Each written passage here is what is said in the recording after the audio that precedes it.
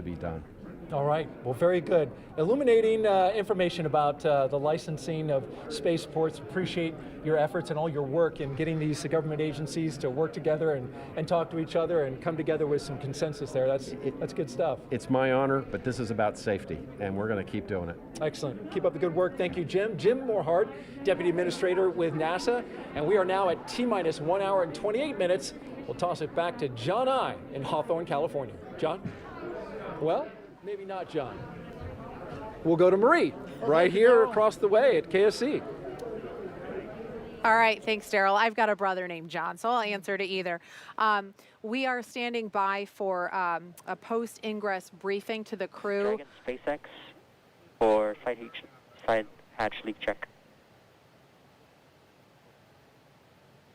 And go ahead for the side hatch leak check.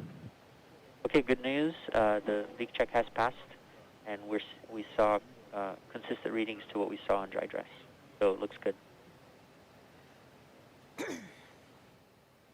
That's great news, SpaceX.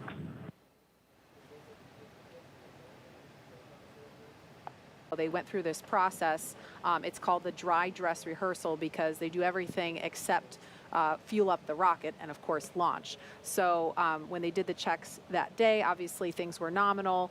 The first time they closed the side hatch, they noticed a drop in pressure when they did the leak check. So they opened the hatch back up, discovered some foreign object debris, or what we call FOD. Cleared that out. We don't know what exactly it was yet. We might hear about that in the post-ingress briefing, but they closed the hatch back up, did another leak check, everything looks nominal, and that's what we just heard confirmation of. So that they said that was great news. So it sounds like we're getting back on track now. So it looked like that closeout team member just took the final closeout photo there, or one of final, and we are moving along. If you look closely on the right-hand side, you might be able to make out some signatures there on the wall of our white room.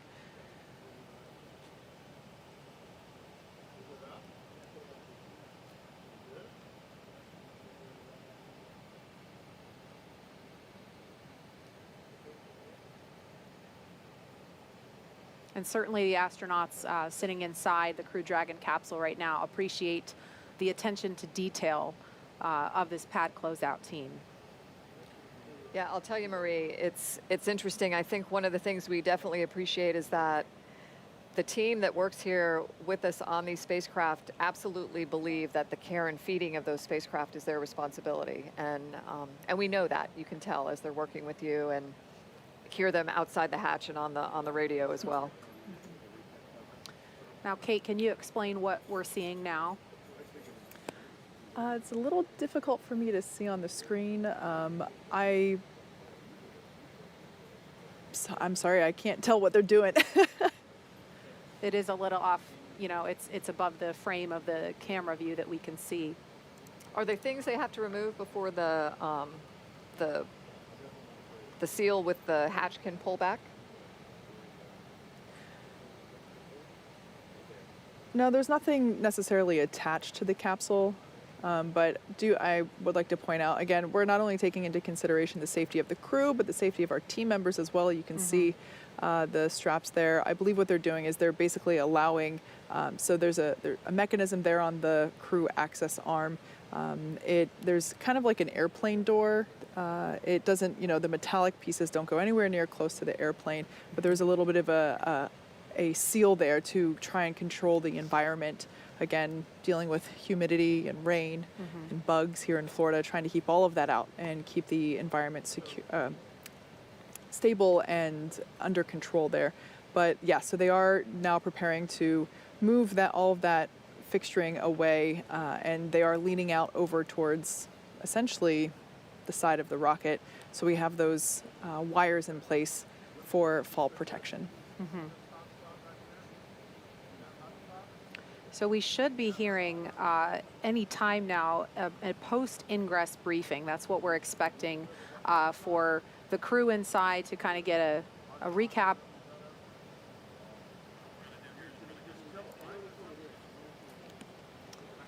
Okay, so maybe a couple more minutes before we hear that briefing. So we're going to move on temporarily. We've made mention of the first crew to launch in Crew Dragon a little earlier this year. And you may remember them as the Space Dads, as they are affectionately known by the NASA and SpaceX teams who work with them. We watched them lift off from this very spot back in May, ending a 9-year gap in human spaceflight from American soil. And we want to honor the courage of NASA astronauts Bob Behnken and Doug Hurley with a look at their historic Demo 2 test flight.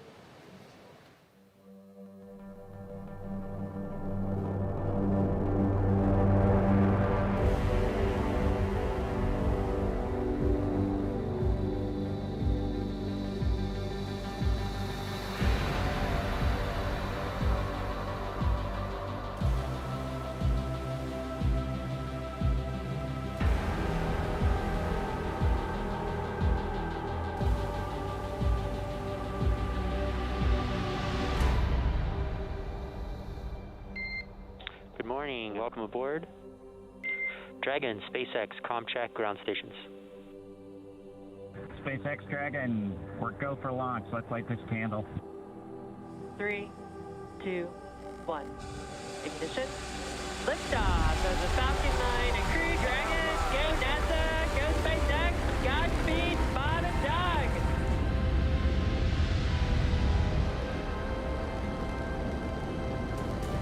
On behalf of the entire launch team, thanks for flying with Falcon 9 today. We hope you enjoyed the ride and wish you a great mission. We would like to welcome you aboard Capsule Endeavour. We do have a friend on board with us, Trimmer, the Apatosaurus. I think I was requested to do a backflip. Good night, Megan and Theo. And Karen and Jack.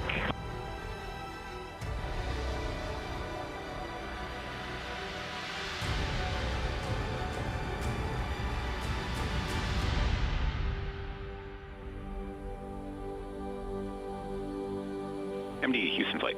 Houston is go for undocking and departure. Dragon is committed to undock. SpaceX Dragon on Dragon to ground. We are ready for the systems brief. Copy. As stated, Dragon's in a healthy state. We are proceeding toward the primary landing site, and your timeline is current.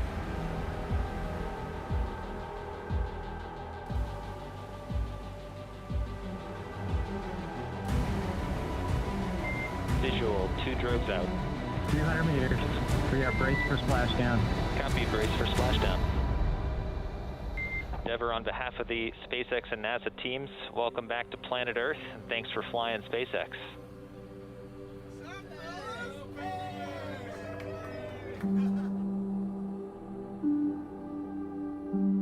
It's a humbling experience to be a part of what was accomplished. It's great to see how excited everybody was. We hope it brings a little bit of brightness to a pretty tough 2020. Wow.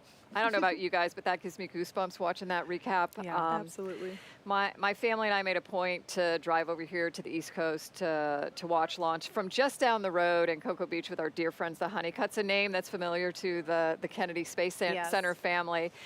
And I'll tell you, it was a real joy to watch Bob and Doug in space and then to have them safely back on the planet with us. And now, special treat, we're going to hear from my dear friends and fellow bugs, AKA the Space Dads themselves. Daryl is standing by to talk with them. Daryl. That's right, Nicole. We have Bob Behnken and Doug Hurley, the Space Dads, with us live from Houston, Texas. Gentlemen, thank you so much for joining us on yet another historic day here at the Kennedy Space Center.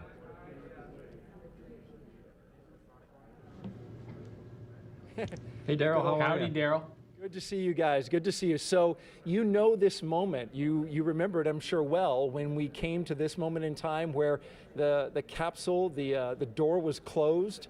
Tell us what you guys were thinking in this moment as we see astronauts, the 4 Crew-1 astronauts getting ready to fly.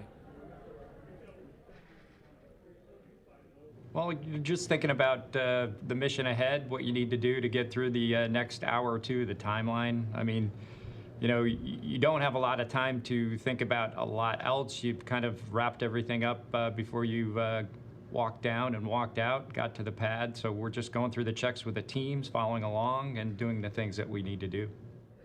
You just saw that video that was put together about the whole mission that you guys did. Is there anything that, as you watch that, stands out to you as, you know, that was my favorite moment? I think for both of us, our favorite moment was after splashdown, when we were able to get the hatch open and climb out of the vehicle. As you might imagine, as you embark on a test flight, you've got to have a lot of things go very smoothly, and you got to get them all done and get to the final test point that's out there, which was the splashdown and coming home. And so I think there's a little bit of relief, but kind of a big, let our emotions come out, I think, at that point, after being really focused on, you know, the mission in hand all the way up to that point. And Doug, what are your thoughts? Well, I agree with Bob. You know, we invested 5 years with the teams. We went out to Hawthorne almost every week the last 2 years that before we launched. And so, you know, just a culmination of an incredible amount of work by so many people, and to be just a small part of it, and then to complete the mission successfully and have the type of mission that we had, where we were able to do a whole bunch of work on board Space Station, including 4 spacewalks, and then complete the test flight of Crew Dragon and get it ready for this crew.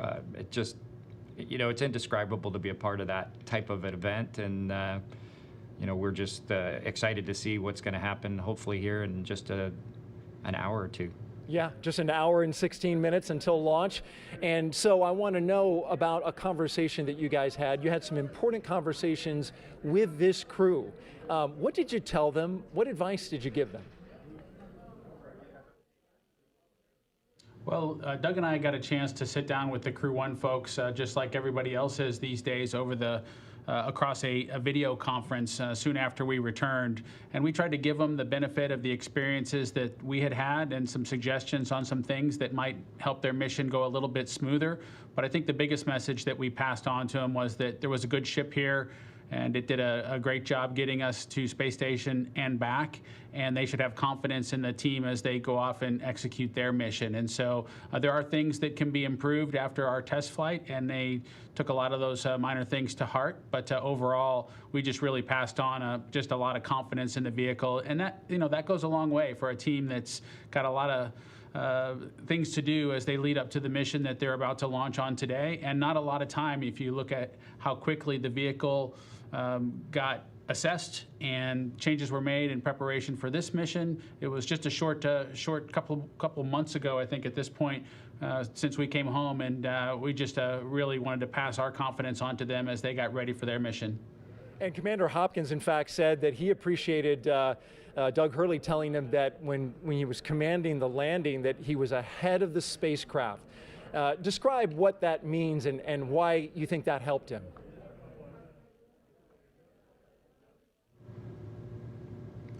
Well, you know, it was a little bit drawn on my experience as a shuttle pilot. You know, my first flight, I just felt like I had to work really hard to keep up with the shuttle as we were re-entering. And, you know, it's a little bit of how you operate on orbit, and then the quickness of the events that you deal with on re-entry. Everything happens pretty fast. So just mentally knowing that that was coming, I tried to enforce that with Hopper and just say, hey, look, it's, you know, you're going to be in orbit for a while. Your brain slows down in a sense. But then when re-entry occurs, those events really happen fast. From the time that you separate from the trunk all the way to splashdown happens, it seems like in an instant. So we talked a lot about that, and I just wanted him to be calibrated and be ahead of Dragon as best he could, and then communicate that obviously to his crew. He's got a great crew, and they'll be ready for it when they come back in next spring. And in fact, he said that as a result of that statement, that he studied hard because he knew he had to be ahead of it in order for when these events happen to be ready for them as they come. Bob Behnken, Doug Hurley, astronauts with NASA, and the crew of Demo 1. We appreciate you guys. Demo 2, sorry. Appreciate you guys being here. Thank you very much, and enjoy the launch. And now we're going to send it back to the desk. All right, thank you, Daryl. It is T-minus 1 hour and 13 minutes, and we understand John I has been listening in, has some more information to pass along on what's been going on, what information the crew has. So, John I, let's hand it over to you in Hawthorne. Thank you, Marie. It's, as she said, T-minus 1 hour, 13 minutes, 24 seconds. The good news is we are on the timeline. While we were interviewing Bob and Doug, we did hear some discussion with the crew over the SpaceX to Dragon CrewNet. They gave them an update on a couple of issues that we've been working. The one of great interest right now has been the hatch close. They summarized that, as you saw on the monitors, we did reopen the hatch. They found a small piece of FOD, and they also worked on the seal around the hatch. They also did add a little bit of lubricant. They closed the hatch and then reran the 5-minute leak check, and they got a good result. So the crew heard that, and they are supportive, and that issue is now resolved and behind us. The other issue that we've been working that they briefed the crew on is just above the first stage where the propellant tanks and the inner stage meet. You can't see on your monitor there, but there are some weep holes, and what we'd seen is some water, I think, from maybe rain that has gotten in there has drained out, and that gave a little bit of discoloration. They wanted to make sure that might not be something else like the RP1 fuel that's on board the rocket. So they've done some review of data. They see no issues with the fuel system, or in this case, it's the grid fin system that's in proximity in that area. They believe it's water. They briefed the crew, and again, that issue is now closed out. So coming up on just inside T-minus 1 hour and 12 minutes, we've closed up our couple issues, and as we also heard just a couple minutes ago, the closeout team has left the crew access arm, so we're looking good on schedule. So Jesse, everything in the very busy last 20 minutes or so has come together and closed out. What else has been going on? That is awesome news, John. Thank you for that very detailed update. We're just 1 hour and 11 minutes from launch, and it just keeps getting more and more exciting, especially with those updates coming in. Since arriving at the spacecraft, the crew were helped by our closeout engineers to get into their seats, attach their suits to special umbilicals that provide breathing air and a communication link to Dragon systems. They conducted leak checks, which were successful, and communications checks with the core here in Hawthorne, which is the person who will speak to them directly throughout the mission, as well as the launch director in Florida.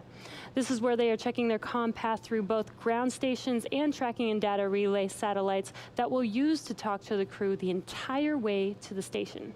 And after those suit checks, we were looking for the leak check on the hatch. So we closed the hatch, and as John and I explained, there were some pressure changes. And so they reopened the hatch, removed what appears to be a piece of foreign object debris or FOD, reclosed the hatch, conducted those leak checks, and everything has come out well. So the closeout team is departing the pad, and weather operators are kicking off the final check on wind speeds at the pad, and that'll be used for the final go, no-go poll for launch.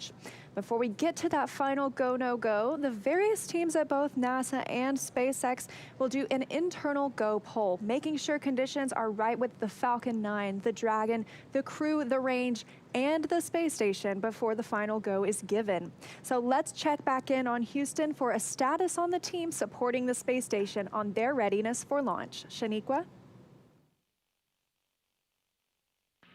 Thanks, Leah. The team here in Mission Control Houston remains go for launch. All systems on board the station that required to be healthy for mission are continuing to look good. Before the station team is go for launch, they verify that key systems on board the station are functioning as expected. This includes life support systems like oxygen generation, carbon dioxide removal, and the water recycling system that allows us to reuse about 9% of the water we send to station. We're also ensuring that the computers that allow us to command the station's major subsystems, essentially the station's nervous system, are functioning normally. We also work with our Russian counterparts to ensure both methods of controlling the station's attitude or the direction station is pointing are fully functional. This includes the large U.S. gyroscopes and the thrusters found in the Russian segments. Both systems play a critical role during Dragon docking. Mission Control Houston will be closely monitoring the crew's flight and checking off milestones for most of the journey. Lead NASA Flight Director of Crew-1, Anthony Varia, will lead flight controllers in Houston for launch, and they will all be coming back tomorrow for docking, where we join joint operations with SpaceX. So I'll send it back over to you, Marie at KSC. All right, thank you, Shaniqua. If you are just now joining us, you picked a great time as we are now at T-minus 8 minutes and 22 seconds until launch. Welcome to coverage for the mission known as Crew-1, NASA and SpaceX's second flight with Crew to the International Space Station. Liftoff time is still holding for 7:27 p.m. Eastern Time, an instantaneous launch window, and we are tracking no issues currently with Falcon 9 or Crew Dragon. The range is green and weather is cooperating so far. The last check, it was 50% go. Over the last 3 hours, our crew of Victor Glover, Mike Hopkins, Shannon Walker, and Soichi Noguchi donned their SpaceX spacesuits in the historic crew quarters suit-up room. They walked out of that crew quarters building just as every astronaut to fly from this spaceport in Florida has done since Apollo 7. They were then transported to the pad, where our crew entered the SpaceX Crew Dragon spacecraft you see live on your screen atop the Falcon 9 rocket. Well, this is SpaceX's second time flying astronauts in Crew Dragon. It will also be the first time a private company will fly a crew of 4 people to the space station. If you remember, back in May, we launched NASA astronauts Doug Hurley and Bob Behnken to the space station in the historic Demo 2 mission and then brought them safely home in August. Over the next hour, we will conduct a series of polls to get ready for launch, have the crew arm and the launch escape system and we'll begin fueling Falcon 9. Launch is set for 7:27 p.m. Eastern. This will include a 12-minute flight to orbit and then a 27.5-hour flight to dock with the International Space Station, set for Monday at 11 p.m. Eastern.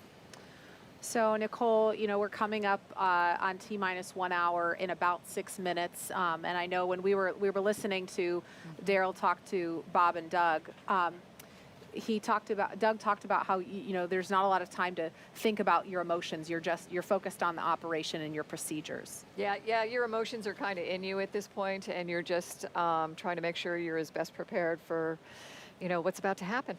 Sure. And today's flight is the first of 6 planned rotational missions NASA has contracted with SpaceX as part of the agency's Commercial Crew program. The success of the Demo 2 mission allowed for NASA to complete certification for SpaceX to fly astronauts regularly to and from the ISS, bringing back this critical capability of launching from American soil, which we haven't had the ability to do regularly since the retirement of the space shuttle in 2011. If you've been following along, you've been able to hear that we have been hearing a little bit from crew on board Dragon Resilience, currently strapped into their seats, and they've already gone through all of their communication and suit leak checks.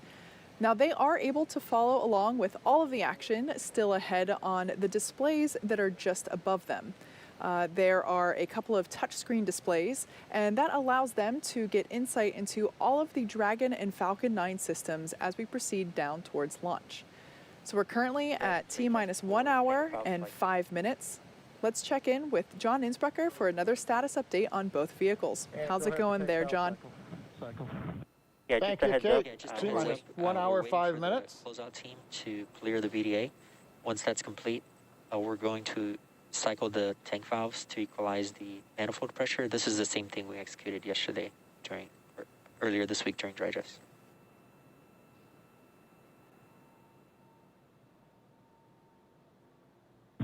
Okay, we copy that, and Jay, your call's coming in a little bit soft, and we're losing you kind of at the end of them. Copy all on that call, and I'll let you know when we're ready for that tank valve cycling. Okay, tracking copies, and that was much better. Thank you. Okay, we've just heard a little bit of the dialogue between the crew inside the Dragon capsule Resilience and the SpaceX Dragon team. Looks like they're going to be cycling a little bit of pressure, giving the crew a heads up. Probably hear some of that noise. Now, as I've mentioned, we're T-minus 1 hour and 4 minutes, counting down. Good news is, as you heard a few minutes ago, we've resolved a couple issues we were working earlier in the count. And while the pace was busy before, now it's going to begin to pick up again. Falcon 9 is into its checkouts of first and second stage propulsion systems and engines. That's in preparation for propellant loading. We're going to hear polls between T-minus 47, T-minus 45 minutes on readiness for propellant loading and then on to launch. and then at T-minus 35 minutes, propellant loading will begin. Now on Dragon, we've done our checkouts. Everything is looking good. The astronauts are currently inside Dragon, the hatch is closed, and the leak check is successfully complete. The SpaceX folks have left the access area and I believe are now clear of the blast area. So we'll have two major events coming up on Dragon. Between T-minus 45 and T-minus 42 minutes, we're going to see that crew access arm currently alongside Dragon. That's going to retract away from the capsule. And then we'll follow that pretty much immediately by arming of the Dragon launch escape system. That needs to be armed prior to loading propellant onto the Falcon 9. We're launching out of historic pad 39A from the Eastern Range. The range is green and go to support launch, not only here, also the worldwide network of ground stations and the on-orbit tracking and data relay satellites are ready to support Dragon as it heads to orbit. And the good news, weather continues to be acceptable, both at ground level and the upper altitude. Dragon SpaceX, we are cycling the orbit tank isolation valves to equalize pressure. Heard the call out from Core. They're cycling the valves to equalize pressure. Now, as a reminder, we have an instantaneous launch window today at 27 minutes, 17 seconds after the hour. So once we get into propellant loading, there's no opportunity to change the T0. Once we get into propellant loading, and actually right now, we're committed. We can't slow down or add some more margin time. We've got to finish up the last 62 minutes. But the good news, Jesse, at just inside T-minus 62 minutes, we are go for launch. It's great to hear, John. Sounds like everything is going back to normal, is that right? We've got an extensive history now of flying Falcon 9 from the Florida coast, and earlier this year we completed a test run of the mission that we're just an hour away from beginning here today. And the purpose of that mission was to demonstrate Dragon's capability to safely and reliably fly humans to and from the International Space Station. The success of Demo 2 was a truly exciting moment and paved the way for today's mission. And Dragon SpaceX valve cycling is complete. Dragon copy. And good words from Core to the crew. But that mission paved the way for where we are today, sending this full crew for a long-duration expedition aboard the International Space Station. Dragon and Falcon 9 together have years of operational experience, or what we refer to as flight heritage. As Leah mentioned earlier, SpaceX has successfully completed 23 flights of Dragon to and from orbit since 2010, including 22 trips to the International Space Station. Not only have we conducted thousands of hours of testing, we've also enhanced and added a number of safety features to Dragon. Much of what was learned with Cargo Dragon was leveraged in the design of this vehicle. It's fully autonomous, which means it can basically fly itself, but also features full manual override capabilities in case of emergency. Bob Behnken and Doug Hurley tested these capabilities during the Demo 2 mission to the station. Many of the other enhancements help towards SpaceX's goal of reusability and less refurbishment time between missions. So let's take a closer look at some of these advancements. Standing at almost 27 feet tall from bottom of the trunk to top of the nose cone, Crew Dragon is composed of two main elements. SpaceX, just passing T-minus 1 hour. Your go for section 6. When ready, report go for launch. Dragon copy, section 6 is in work. T-minus 1 hour, we're getting there. But the capsule that the crew is flying on today is designed to hold crew and pressurized cargo, and it also has an unpressurized section known as the trunk. The nose cone at the top of the capsule protects the docking system and also the guidance navigation control system, or what we call GNC. The nose cone opens for docking and remains attached to the Crew Dragon spacecraft, unlike the previous version of Dragon, and that helps towards our reusability efforts. Opposite the nose cone is the trunk. It provides attachment points for Falcon 9, the Dragon capsule, and cargo. On the outside, one half of the trunk contains a radiator that rejects heat from the active thermal control system to space using SpaceX's new Pica tiling technology. The other half contains solar cells used to charge the spacecraft's batteries. The spacecraft is designed to accommodate up to 7 crew members with modular seats that can be removed and replaced by additional cargo. And SpaceX, this is Dragon Resilience for 6.4 of 4.100 launch prep. Dragon is go for launch. Copy, go for launch. Yeah, we're looking good on weather, and you can expect the next call to be the C brief at T-minus 45. And very exciting. Very exciting. We just got confirmation that Dragon is go for launch. The next call coming up will be from the launch director. So exciting that we are on target for T0 today. Back to what we were talking about, the seats are made of carbon fiber and will be custom sized for any crew members flying on board. That control panel is centered between the pilot and the commander seats. You can see it a little bit here on the right side of your screen. That consists of 3 touchscreen displays, allowing the crew to operate the vehicle and fly it manually. And finally, our Super Draco launch escape system is a key safety feature of Crew Dragon, giving the crew the ability to safely escape from the time of launch all the way to orbit.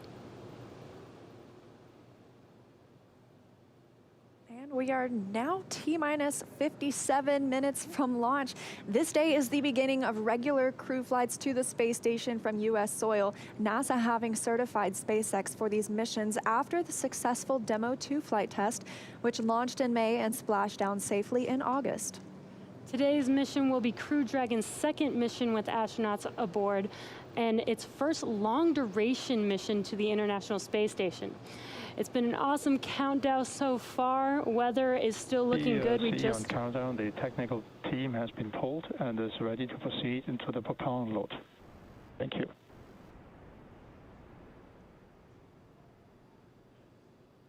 And not only is weather good, but sounds like we're proceeding into propellant load. So we're at T-minus 56 minutes and 37 seconds, and we're just getting closer and closer to that T0. So exciting. Yeah, absolutely. We've had a great countdown today. Of course, a few things we didn't expect, but nonetheless, everything continuing on schedule. So starting with suit up, just over 3 hours ago, the SpaceX team helped the crew put on their suits and conduct initial checkouts before crew walkout. Crew walkout was where Victor Glover, Mike Hopkins, Shannon Walker, and Soichi Noguchi gave final goodbyes with friends and family gathered outside the operations and checkout building before they began that roughly 20-minute ride to pad 39A. And what a cool ride that was. What you're seeing on your screen is them getting into their vehicles, waving goodbye. We got some great footage of those Teslas heading down the NASA causeway before the crew arrived at the pad.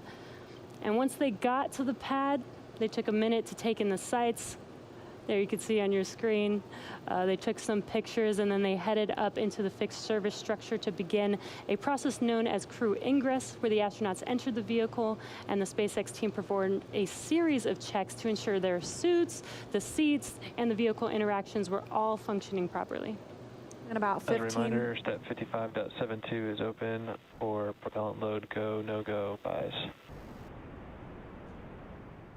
That's the team continuing to discuss the go, no-go for propellant load. But about 15 minutes ago, the team closed Dragon's hatch with the crew safely inside.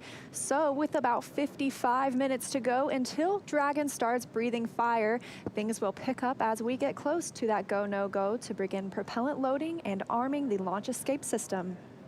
The crew will pull for readiness, which was completed just about 5 minutes ago. And the Dragon pull for prop loading was just called out not too long ago. Next up at T-minus 45 minutes will be an internal mission control Hawthorne pull, and then the launch director's pull for propellant loading. When we get to about T-minus 40 minutes, the crew access arm will retract and the crew will get the call to close their visors and arm the launch escape system. This is the automated system in place that can fire the 8 Super Draco thrusters on Dragon to quickly separate the crew from the rocket, either on the pad or during the flight on the ride uphill. And then once we reach about T-minus 35 minutes, propellant loading for Falcon 9 will begin. We've heard some chatter about whether they're go, no go, continuing those polls. And throughout the countdown, we've been getting some pretty incredible views of the astronauts inside Dragon, making their final preparations, as well as some close-up views of the suits. The teams have often described those suits as an extension of the Dragon spacecraft. It's almost a mini spacecraft inside a spacecraft. They're all custom fitted, just as we were discussing earlier. And I think it's very interesting as well. Their seats are custom fitted too. So nobody gets to really choose where they sit today. It's already been decided. And with that, we want to hear a little bit more from SpaceX for this place. And go ahead for displays. I just wanted to check. We did notice that on the left side of the display looks like possibly one of the iPads, one of the tablets is still in there. Is there a, when are you planning on bringing that down? And we were going to get that right prior to the LES Army. Copy all. That's the core speaking with Dragon. The crew also has some tablets they can use to monitor the milestones of the mission. But for right now, we want to hear a little bit more from the KSC side. So, Daryl. Yeah, thank you very much. Back here at the Kennedy interview desk, and you know, we talk a lot about the astronauts, what they're doing in the preparation for good reason, but they have a lot of work to do. They're going to be doing some science, and joining me now is Dr. Lucy Lowe from the National Institutes of Health with one of the hundreds of experiments that our astronauts are going to be working on. And so one of them, the big one that you're working on and studying, is called tissue chips. So, Lucy, what exactly is a tissue chip? So yeah, great question, Daryl, and thanks very much. Great to be here this evening. So a tissue chip, this is an example of a tissue chip. It's a tiny bioengineered device that contains human cells, and it's designed so that it mimics the structure and function of human cells and organs in this tiny little device. And so the idea is that we can use these to understand human physiology, we can use them to model diseases, and we can even use them to test drugs and therapeutics in human systems before they go into humans, for example, in clinical trials. So really they're just models that we can use to model disease and then test therapeutics for safety and efficiency. Taking actual tissue that's been genetically engineered, right, and to see how it reacts? Not necessarily, no. So there's lots real. of different ways that you can put cells on these chips. You can buy them, but you can also use stem cell technologies to actually create cells from all kinds of different organs and tissues: heart, liver, lungs, skin, brain, bone. Lots and lots of different kinds of tissues can be created from stem cells, and they can be put onto these tissue chips, and then you can model diseases and all sorts on a little chip like this. Fascinating. We're looking at some video, I believe, of one of these tissue chips being put together. Kind of explain us through what we're seeing. So what you're seeing there is one of our kidney chips that the Tissue Chips in Space program from the National Institutes of Health and the ISS National Lab has been funding. So this chip here is being seeded here. You're seeing that blue fluid coming through in those little triangles, those little squares are cells that are being placed into the chip. And they're put in there with this pink stuff, this extracellular matrix that keeps them alive and keeps them bubbling away, happily chatting to each other over the course of a few weeks. And so what you're seeing there then with the blue fluid coming through is how we feed those cells during that time that they're up on the space station. Got to keep them alive. Exactly. They need all their nutrients, they need all their stuff that keeps them feeling good up there. So what is the benefit of an experiment like this? What can we glean from this and hopefully in the future? Yeah, so that's a great question, Daryl. So when astronauts go up to the space station, they have a lot of changes that they see in their bodies that look very similar to certain kinds of disease states or even aging down here on Earth. So when we put cells onto tissue chips and we send them to the space station, we're able to see the same kinds of changes that might happen to the astronauts, but on a very, very short time scale. So for example, diseases that might take months or years or even decades to actually be a clinical problem down here on Earth, can actually be modeled in space in just a couple of weeks. So we can really accelerate the disease modeling using these tissue chips and then see how different drugs and therapies act on them. So we're super excited that some of the Crew-1 folks might be doing some research for us. So thanks very much, guys. Fascinating, and thank you very much, Dr. Lucy Lowe, for being with us here from the National Institutes of Health. That was a fascinating experiment, and we hope the astronauts get some good work on it so that you can further develop your research. Really Wonderful, thank you, Daryl. All right, very good. And so now we'll toss it back to Hawthorne, California, and John I for the latest at T-minus and 49 minutes and counting. Thank you, Daryl. T-minus 49 minutes, 7 seconds, continuing to count down. Right now, the launch director, launch team are preparing for the readiness for propellant load and launch pole. The SpaceX launch director has checked with the Dragon mission director and the NASA launch manager. They are ready to proceed. Currently, we're doing an electronic poll of the 7 members of the SpaceX launch team for their go to load propellant and then to press on with launch. Now, the Falcon launch crew is located in Firing Room 4 in the Launch Control Center. adjacent to the historic Vehicle Assembly Building on Kennedy Space Center. Key NASA launch members are also located in the firing room. Now what we're waiting for right now is we expected about T-minus 47 minutes to hear the results of the poll. While we're waiting to hear that, a couple other status items. The crew is currently on board, and the crew access arm is about to be retracted. You can see the access arm currently in the pre-launch position alongside the Dragon capsule. We'll rotate that out of the way, then we'll arm the launch escape system on Dragon before we go into loading propellant on the Falcon 9. We're launching out of pad 39A, heading northeast out of the eastern range. The range continues to be go for launch. They're monitoring clearance area around the launch pad as well as the air and sea space around the flight corridor. Now the good news on the weather front, we have been given a new probability of violation of only 20%, or as the optimist would say, 80% chance of good weather. There's a small chance of a shower, but it would have to pop up pretty much right over the pad here at the last minute. They're looking, ground winds are cooperating, upper altitude winds are cooperating. So the weather officer gave us some good news about 10 minutes ago as we got inside of T-minus 1 hour. Now we're coming up on T-minus 47 minutes, and the SpaceX team is finishing up their go, no go polls. We're waiting for a few more people to give the electronic thumbs up so that then the SpaceX launch director can check that item off and then proceed into the remainder of the countdown, which will include propellant loading at T-minus 35 minutes. So let's listen in for a moment to the countdown net.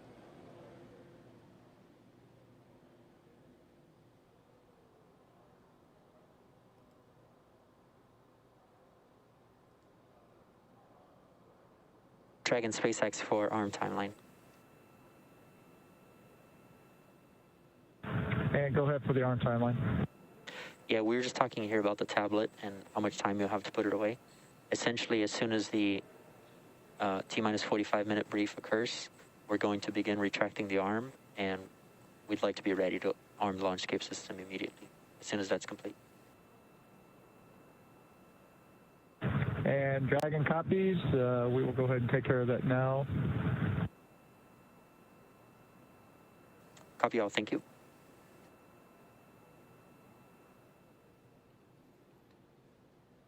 Heard a little bit of dialogue there between Core and the Dragon crew looking at a computer notebook that they're getting ready to put away, letting the crew know what the timeline would be once we finish the go, no go poll and we give the instructions to the launch team at T-minus 45. Then we'll proceed into retract of the access arm. You can see it's currently alongside of Dragon, and then we'll go into arming of the escape system, pardon me, years of previous experience. And then finally, we will get into propellant loading.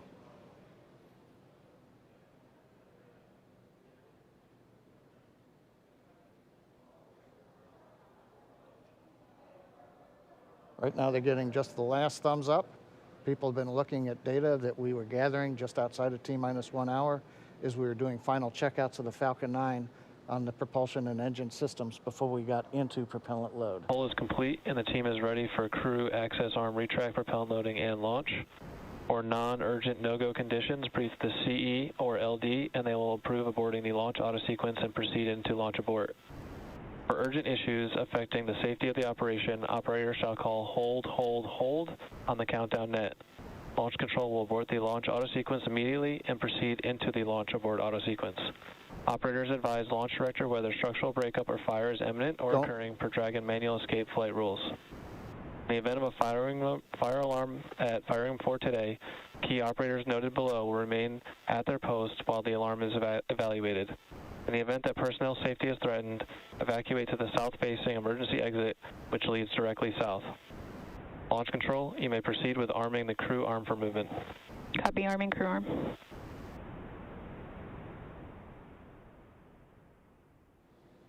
And there you've heard it, just inside 44 minutes, the SpaceX launch director has announced polls are complete. We're go to head into propellant load. The Dragon team is going to begin retract of the crew access arm. So Kate, with that, everything continuing to look good. We're right on time in the countdown. Thanks for that, John I. And it looks like the crew access arm has already begun to retract away. Just a beautiful sight. So this is one of the last major visual milestones that we have before launch. So the crew access arm now moving away, and we are T-minus 43 minutes and 15 seconds from launch. We're standing by as we wait for completion of the crew access retract. Shortly thereafter, we should hear the call out that the launch escape system is armed. And after that, we will hear that F9 prop loading has begun. And now, earlier this evening, we saw NASA astronauts Victor Glover, Mike Hopkins, Shannon Walker, and JAXA astronaut Soichi Noguchi suit up. That was about 3 hours ago. They made the drive out to Launch Complex 39A. Ingressed Crew Dragon about 2 hours ago, and the spacecraft hatch was closed a second time after and then they had a successful leak check. And again, we've just seen the crew access arm retract, and what we heard a few moments ago was that once this process is complete, they are going to go ahead and arm the launch escape system immediately. So we're going to wait to hear the call out that the crew access arm retraction is complete, and then we'll explain a little bit more about this launch escape system, what it is, why it's armed at this point, and why it's so significant.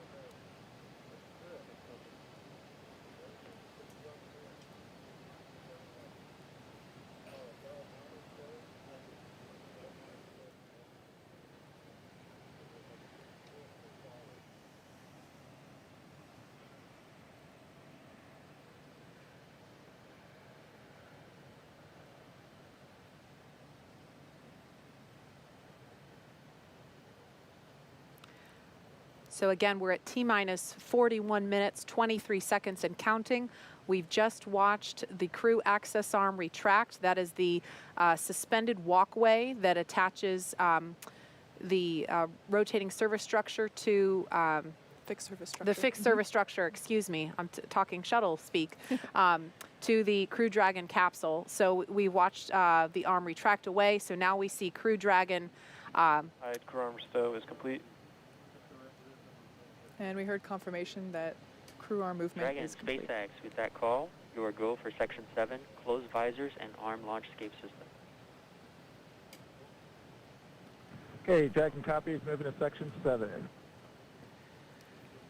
So their confirmation from Core telling crew that they are allowed to move on. You hear us mention move on to Section 6, Section 7. That's simply making sure that everyone's on the same page in terms of which procedure we are now working toward. So that was just the Core, who is the person that is essentially the single voice communicating to the crew inside. Dragon, visors are closed. We are arming the launch escape system. Copy. And there we heard Commander Mike Hopkins. Thank you. Commander Mike Hopkins informed that they are now closing their visors and now commanding the launch escape system to be armed. Now the launch escape system is basically the crew's path to safety in the event of an anomaly, quite simply. If we were to have an abort scenario here on the pad, we have demonstrated the efficiency and success of that system, having done a pad abort test. Previously, we did a launch escape system test mid-flight earlier, I believe it was January of this year. And so basically this is a system Launch that escape could system return... is verified armed.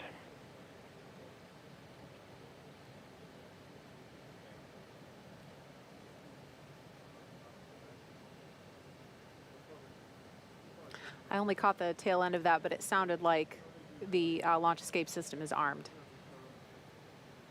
So now the launch escape system is armed. Essentially, this is the system that all the way from now on the pad until they are in orbit, the crew would be able to escape safely in the event of an anomaly. That's why it is so important that we check the weather all around the world, really. It's not just the weather here at the Cape that we're looking at in order to determine if we're go or no go. It is the weather along that entire escape corridor. Right. And as Kate was mentioning, again, the launch escape system is armed. That has to happen before the SpaceX teams will proceed with fueling Falcon 9. And so that propellant loading process is set to begin at T-minus 35 minutes, so just a few minutes from now. And what that looks like, Kate, you talked about the tests that were done. You did a pad abort test back in 2015. You did an in-flight abort test at the beginning of this year. And so what that looks like in action, if it were to happen, a pad abort test, or excuse me, a pad abort would be before liftoff at any point from propellant loading, which begins in just under 3 minutes now, until the moment of liftoff. If something were to go wrong and the crew were in danger, Crew Dragon can kind of act as a rocket on top of a rocket and propel itself off of Falcon 9 using its 8 built-in Super Draco thrusters, right? And so the idea is that if that happens, Crew Dragon would splash down off the coast, and then we would have a rescue scenario. Correct. And so we've rehearsed that ahead of time. We coordinate very closely, the NASA and SpaceX teams, with the Department of Defense Detachment 3 to prepare for a scenario such as that. We're also prepared for if there were to be a need for a launch escape after the point of liftoff, at any point from liftoff until they reach orbit, about roughly 12 minutes after liftoff. At any point in that sequence, Crew Dragon could still launch itself off of the Falcon 9 rocket. And in that scenario, Crew Dragon would splash down at some other location further downrange, farther away from Florida, obviously. And that's why the weather downrange is just as important as the weather around the pad for liftoff, because they're thinking about how are we going to rescue the crew if we get into a scenario like that. Exactly. So it's really complicated, but you know, it is a system that we have spent a lot of time designing and testing, and it's, you know, it's definitely something to consider in terms of that weather criteria that we do look at. And so now at T-minus 36 minutes and 20 seconds, in just over a minute, we should be hearing that Falcon 9 is ready for propellant loading. That'll be with the RP-1, which is rocket-grade kerosene, and then also simultaneously the liquid oxygen loading will begin.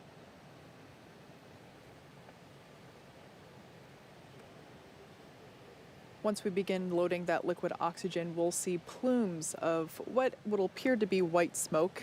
It's actually the liquid oxygen vaporizing, turning from liquid form into gas form around the rocket itself in the rather humid Florida air.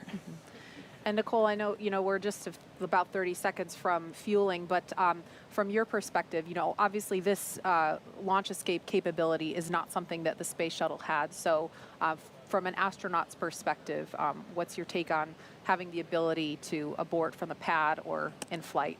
Yeah, I mean, it's awesome. It's what we need to be doing with our spacecraft. And I think anytime you can better ensure the survival of your crew in any situation during, you know, launch and on the way to space, that's what we need to be doing. Launch auto sequence has started. Propellant load has started.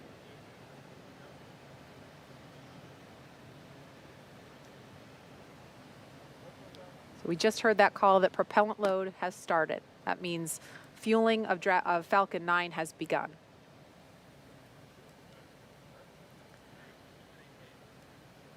Okay, so we are now at T-minus 34 minutes, 34 seconds and counting.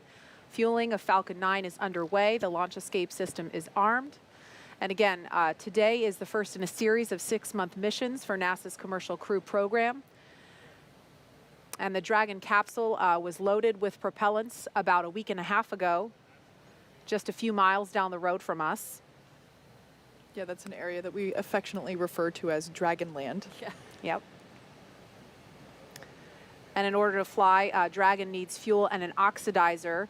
So for the fuel we use, Kate, you're going to have to help me with these words. No I can't problem. pronounce them. Yeah, so it's monomethylhydrazine, or MMH, and nitrogen texotride, or tetroxide, also known as NTO for the oxidizer. These are two propellants, a fuel and an oxidizer, that when they come into contact, they combust instantaneously. So it's a great propellant to use in spaceflight because you don't need an ignition source. So we use those propellants to maneuver Dragon on orbit, and those propellants power the Draco engines as well as the 8 Super Draco engines that would be utilized in the launch escape system in an abort scenario. And again, we want to be crystal clear. Now that fueling for Falcon 9 has started, that means that the 8 Super Draco engines built into Crew Dragon are ready, if needed, to launch the capsule away from the Falcon 9 rocket in an instant if there is any kind of emergency associated with the rocket or on the pad. Now let's go over to SpaceX headquarters in Hawthorne for an operations update. John? Well, we are counting down those final minutes, and everything is still looking good for Falcon 9 and Dragon for an on-time launch just under 33 minutes from now. As you heard, Falcon 9 began propellant loading right on time at T-minus 35 minutes. Now, the propellants that feed the Merlin engines that power Falcon 9 are 2 liquids. One liquid is the fuel, the other is an oxidizer. And that fuel is a refined form of kerosene, also referred to as RP1. Now, our oxidizer is densified liquid oxygen, also called LOX. Densified means it is kept much colder than typical for launch vehicles, and it takes up less volume. This allows for more oxidizer to be loaded into the first and second stages. Now, to ignite the fuel and oxidizer in the Merlin rocket engine, we use an ignition fluid called TTEB. When TTEB comes in contact with oxygen, it ignites, and it gives off a green-colored flame. Once we've got the flame going, we can then add the kerosene fuel into the chamber, and the engine goes to main power. And you might see the green flash just as the second stage engine ignites, following stage separation 2 minutes, 48 seconds into tonight's flight. Now, currently, we're early into propellant loading. The first stage fuel tank is about 10% full. And that first stage is the bottom 2/3 of the vehicle. You can see on your screen, you've got the black carbon fiber landing legs, then the white propellant tanks of the first stage, topped off by that black cylinder, the inner stage. Now, liquid oxygen loading is also underway on the first stage. That loading will begin on the second stage, which you can see on your monitor, which is the cylinder, the white cylinder just above that black interstage. Liquid oxygen loading on stage 2 begins at T-minus 16.5 minutes, and we'll continue loading liquid oxygen on both stages until the last few minutes of the countdown. Helium loading into pressure vessels is also underway. We use that to pressurize the tanks in flight as the propellant is pulled out by the Merlin turbopumps. Now, on board the Dragon spacecraft, the astronauts are monitoring systems while propellant is loaded. Cryo-helium load. Into the Falcon 9, and the call out you just heard, ground loading and the crew know that helium loading is going on the vehicle right now. So as I mentioned, the astronauts are listening to this right now. As part of their training in the simulator, we also can give them the playback of sounds that we've recorded in Dragon capsule during recent flights. Plus, they also had a discussion with Bob and Doug after their flight, who related what their flight experience was like earlier this year. Now, out on the Eastern Range, we continue to hear they're green, ready to go. There are no problems, and they are go for launch. And finally, the weather, as I mentioned a little while ago, it's actually improved during the day. We're down to 20% probability of violation. The biggest thing we're watching is just in case in these last half hour, if a rain shower might spring up within a mile or 2 of the launch pad. But currently, the rain looks like it's holding off. The upper altitude winds are good, and the ground winds are very light. Now, as a reminder, today we have an instantaneous launch time. So at this point, if we hear a hold for any reason, we'll have to stand down and target our backup launch opportunity just under 3 days from now. But let's turn it over to Jesse and Leah for an overview of events after liftoff. Thanks, John. For Crew-1, the astronauts' flight to station will take about 27.5 hours, and their journey is much longer, but fairly similar to the trip NASA astronauts Doug Hurley and Bob Behnken made earlier this year in Crew Dragon's first mission with humans aboard. As we await T0 in just about 29 minutes, the ground operations teams are doing a series of system checks to make sure both Dragon and Falcon 9 are ready for launch. You're looking at a live view of our teams at the Cape as they prepare for liftoff. Now, as we wait for the launch clock to hit 0, we wanted to give you an overview of what the Ascent portion of the mission will look like.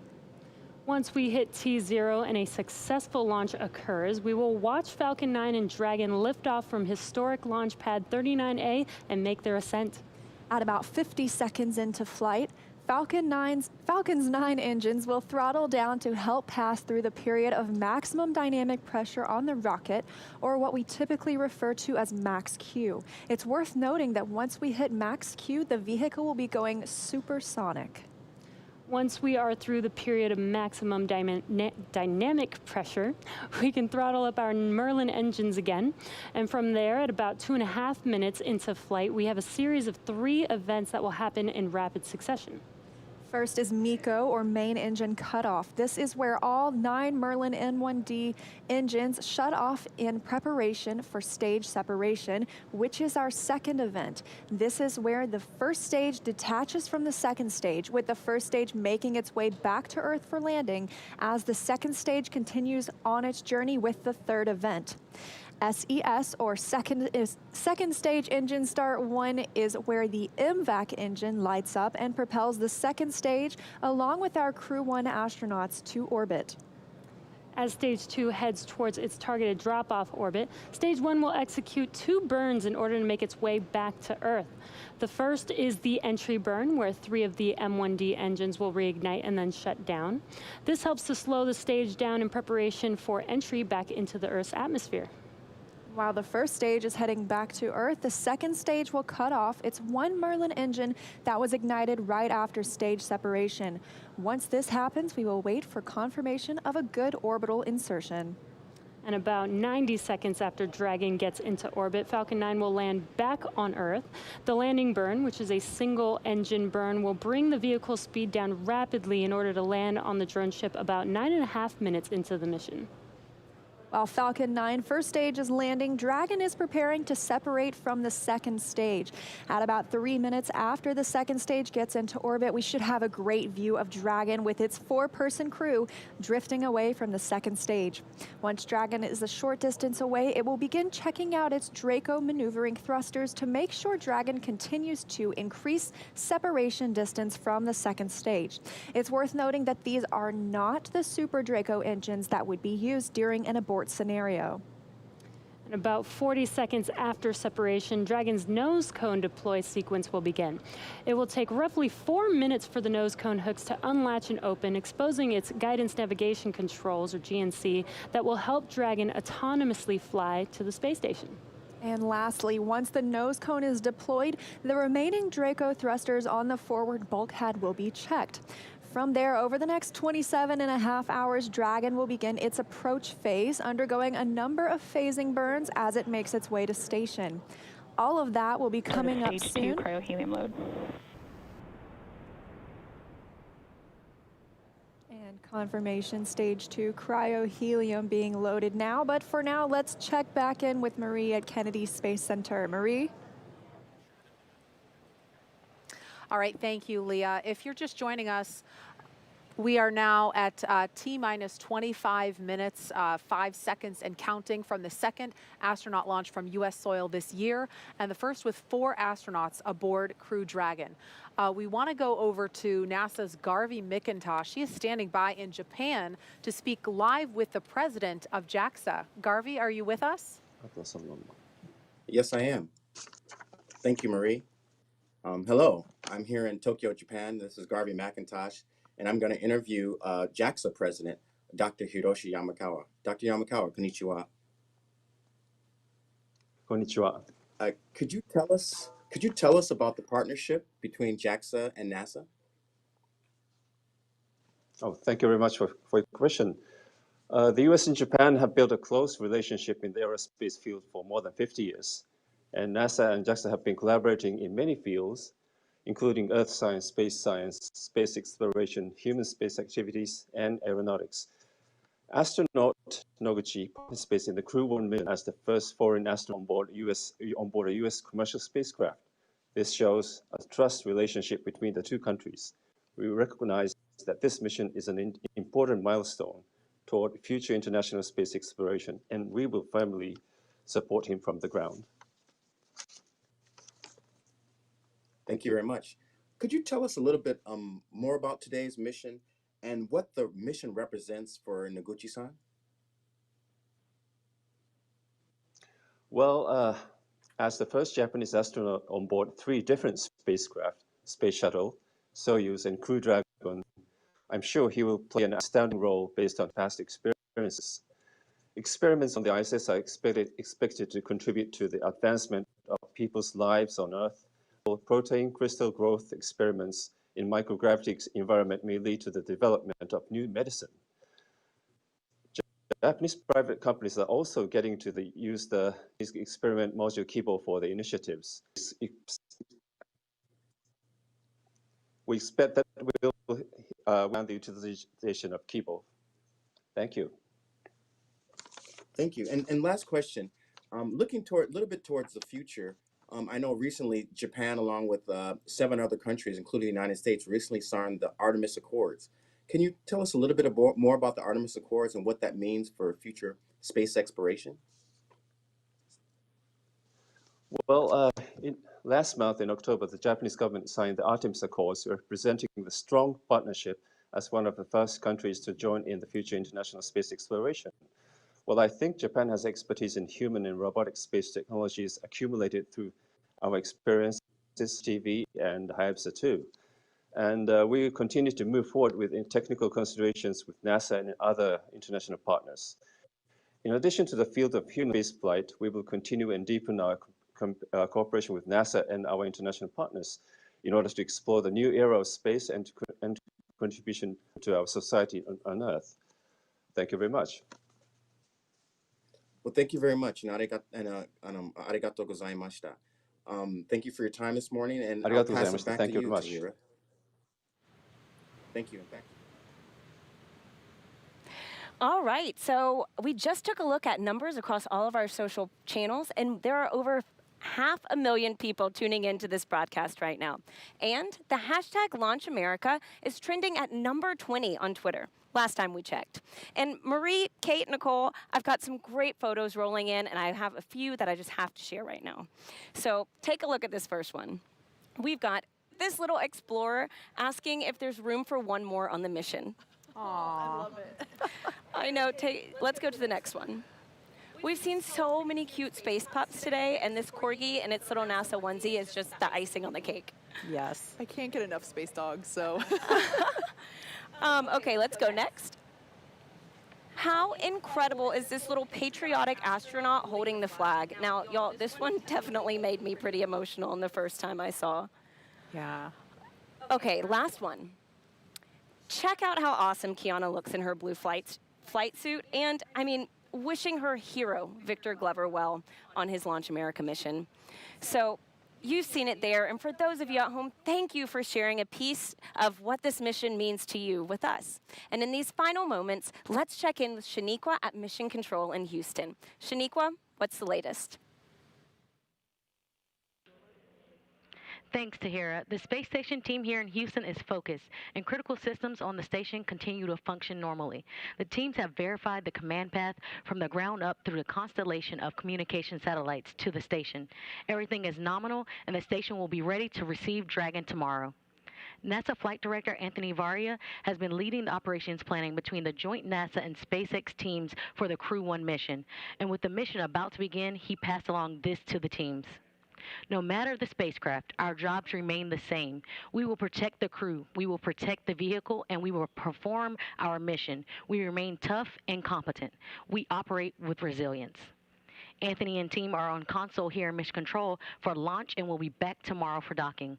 A reminder that a launch today will take about 27.5 hours to get to station, docking Monday to the Node 2 forward port scheduled at 10 p.m. Central Time, 4 a.m. GMT. Once Dragon is fully docked to the station, the team here in Houston will assist the Dragon and SpaceX station, to take approximately 2 hours to take place approximately 2 hours after docking. That's it for us here in Mission Control Houston. I'll send it back over to the team in Florida. Marie? All right, thank you so much, Shaniqua. We are inside of T-minus 19 minutes until launch.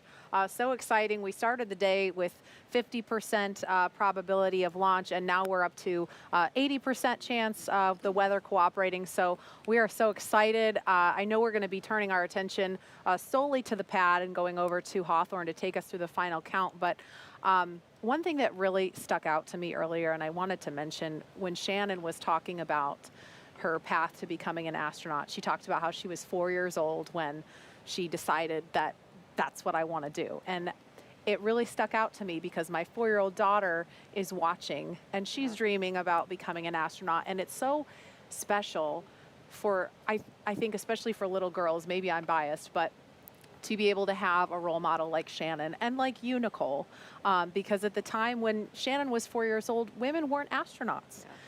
And what an amazing time to be in when little girls have women to look up to, and African-American children have Victor Glover to look up to, and see that, you know, they're represented and they can do this too. Yeah, and I think NASA and the world of space exploration, you know, from the human spaceflight side for sure, has been, you know, over the years just so progressive in understanding how this diversity is so important. And I love thinking about your 4-year-old daughter watching launch tonight and being excited about this. And I'm thankful to be here tonight with you two ladies kind of representing. I'm super excited. I have seen SpaceX launches before. I've seen shuttle launches before, but I've never been this close to the launch pad. And my palms are sweaty with excitement.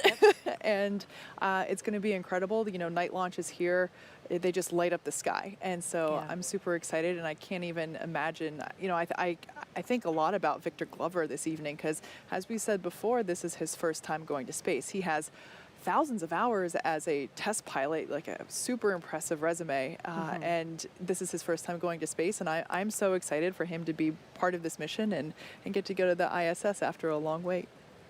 Yeah, and that is a beautiful destination. Let me just tell you that they, you know, the four of them are going to, you know, do amazing work there. And it's been mentioned a couple times before, you know, this partnership that we have that's allowing us to do such incredible things that are just ultimately about improving life on Earth. It's very Absolutely. Cool. And Nicole, I think it's worth mentioning, we didn't talk about this earlier, and I know you are a very humble person and you're focused on the crew that's on the pad right now, but you are the last resident International Space Station crew member to launch from and then land back on U.S. soil. So I think that's significant. Yeah, as a shuttle crew member, and it's kind of, you know, weird to think that that was that long ago, but, you know, I don't think any crew members goes into it thinking about what, you know, what first or last it is, but I'll tell you, having worked at Kennedy Space Center for 10 years as a NASA engineer, and to be able to, you know, support a mission like that and be here watching this tonight, really historic event. This is the place where we learn, you know, that there is a solution to every challenging problem. And in the words of a person I mentioned earlier, Mr. Honeycutt, you know, here's how we can, not why we can't. And that's what we saw go on tonight as well. Absolutely. And with T-minus 15 minutes, 10 seconds and counting to liftoff, we want to focus in on the pad as we proceed through the final stretch of the countdown. We will turn it over to Hawthorne to take us through launch at 7:27 this evening, Eastern Time. John? Thanks, Marie. As Marie mentioned, everything is looking good for launch of Falcon 9 and Dragon. It's going to come at 27 minutes and 17 seconds after the hour, just a little under 15 minutes from now. We began propellant loading on Falcon 9 on time at T-minus 35 minutes. You may have heard earlier the call out, the fuel is completely loaded on the second stage, so the RP1 kerosene fuel is complete. We also got the start right on time 2 minutes ago of liquid oxygen loading onto the second stage. Now on the first stage that you can see with the white plumes coming off of it, fuel loading is continuing. We're about half complete with fuel load. That'll finish in 8 minutes at T-minus 6. Now densified oxygen, the liquid oxygen, continues to load on the first stage. That'll come down and finish about T-minus 3 minutes. And then as I mentioned, the second stage has just begun liquid oxygen loading. just 2.5 minutes ago. That will continue all the way down to T-minus 2 minutes. Now currently, eastern range is go. Everything continues to look good. And the weather, as we said, has continued to cooperate. You can talk about it, you can't do much about it, but tonight it looks like all conditions are good on the weather. Then finally, Dragon. The Dragon mission director and team, they are reporting no issues. They've completed the communication checkouts earlier in the countdown. You can see the crew access arm is retracted away. What you have left now is just the strong back alongside of Dragon you can see on your monitors. We have armed the launch escape system. The crew is strapped in and they are ready to go. Their next major event's coming up at T-minus 10 minutes. They're going to get final instructions relayed to them. The crew displays will be configured for launch, and that allows the crew to get insight into how launch is proceeding and provides constant updates on vehicle health to the crew that you can see on the right-hand side of the monitor. The crew will also at that time close their visors in preparation for launch. Now at T-minus 5 minutes, we'll be in terminal count, and Dragon will transition to its internal battery power. We'll hear continued callouts on the countdown net as we get close to 0 and to liftoff. But right now, 12.5 minutes to go, everything looking good. Leah and I will be commenting, but we're going to let you listen into a lot of the discussion and just enjoy the last 12 minutes of the countdown as we head for liftoff again, 27 minutes, 17 seconds after the hour. That's right, John. It's so exciting. Only 12 minutes, 13 seconds until liftoff now. And just some things that you can look for, especially upon ascent. You'll be hearing some performance calls as we get into the final countdown and then after liftoff. These are SpaceX flight controllers. They're reporting the trajectory, the speed, the booster performance, and some of the key milestones for Falcon 9 and Crew Dragon on the way uphill. It's about a 9-minute ride to orbit, and a few minutes after that is when we'll see Crew Dragon separate from the second stage and begin flying free on its own. Some of those other calls you'll hear upon liftoff are number and letter combinations. These mark different abort zones throughout the flight. The first two are 1A and 1B. This signifies they're in the first stage, and that will last until they're up to the very north of North Carolina. The next are 2A through 2E or 2 Echo. Those will come into play once the second stage kicks in. That lasts from the top of North Carolina all the way to the tip of Newfoundland in the northern Atlantic. There's also a spot we want to avoid in the northern Atlantic, and so you might hear the call Shannon or forward to Shannon. Of course, that's not to be confused with our crew member Shannon Walker today, but that actually refers to Shannon, Ireland. It means they would target off the coast of Ireland if they were later in that second stage and needed to abort. But that next call out we're listening for to the crew should come up at T-minus 10 minutes that the crew displays. Those 3 panels in front of our astronauts will be configured for launch. Now just 10 minutes and 35 seconds to go until liftoff.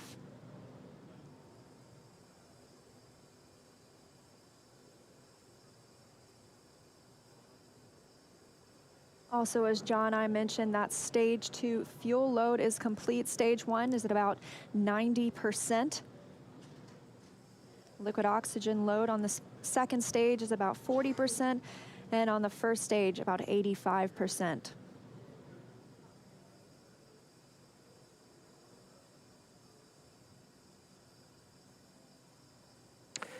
Dragon, SpaceX, confirm crew displays are configured for launch.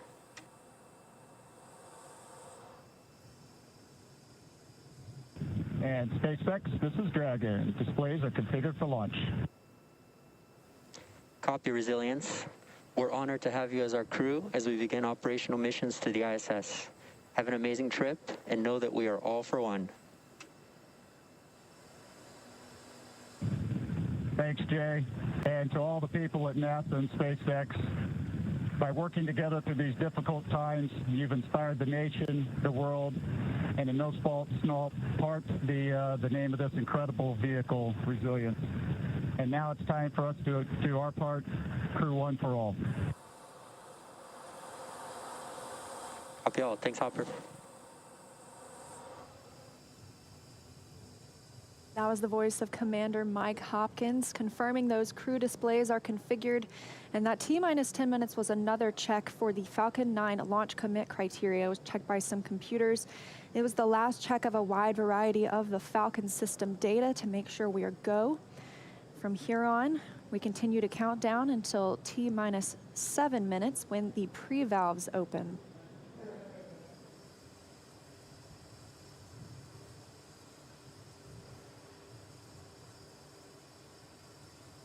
T-minus 8 minutes, 30 seconds and counting. As Leah mentioned, the next major event at T-minus 7 minutes, we will open the pre-valves. Currently, the Merlin engines on the first stage are isolated by valves that are between the propellant tanks and with the Merlin engines. We'll open the pre-valves.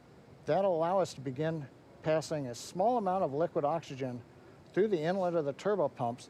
That'll chill them down to get them ready for when we bring the pumps up to full speed at T-minus 2 seconds. We want to make sure that the pumps are chilled so that there's not any opportunity for the liquid oxygen to possibly get in contact with a warm pump and turn into gas, something you want to avoid on a turbo pump. 7 minutes and 40 seconds now to liftoff. We're still watching those fuel levels tick up, and in the first stage, we're almost at 100% of that densified kerosene. As we mentioned, second stage is full. First stage fueling should be complete for that RP1 at about T-minus 6 minutes.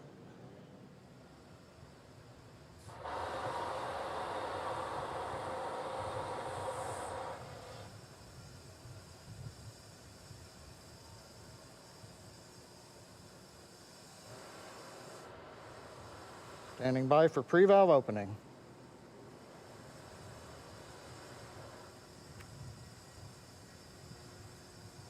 Stage 1 engine chill has started.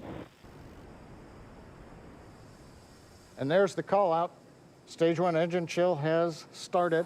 Indicates that we are opening the pre-valves. Liquid oxygen now beginning to flow slowly through the turbo pumps on the Merlin 1D first stage engines. Next call out should be in about 30 seconds from now. We'll be looking for stage 1 RP load complete. That's the densified kerosene, that fuel on the first stage, already full on the second stage, and we'll still be loading liquid oxygen up until about 2 minutes prior to liftoff on the second stage.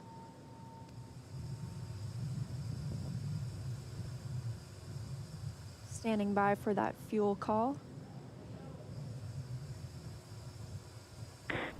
Stage 1 fuel load is complete. Okay, right on time, and a great view of Dragon sitting on top of the Falcon 9 as we're continuing to load liquid oxygen onto both the first and second stages. The RP1 kerosene fuel is now completely loaded on both stage 1 and stage 2. All continues to go well, just under 6 minutes to launch.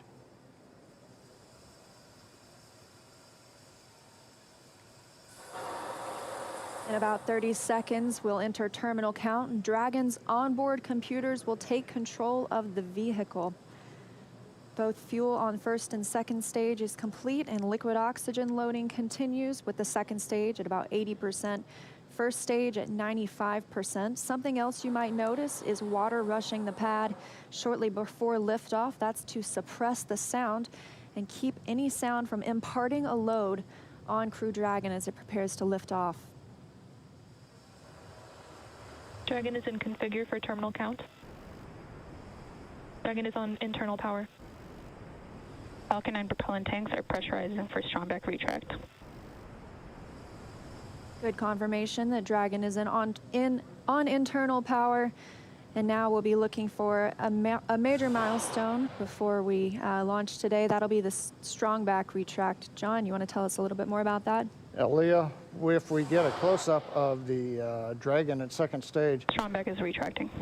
We've heard the call out, strongback retracting. That's a two-step sequence. First, there are clamp arms around the very top of the second stage. You can see one of them just above the gaseous oxygen vapors coming out of the second stage.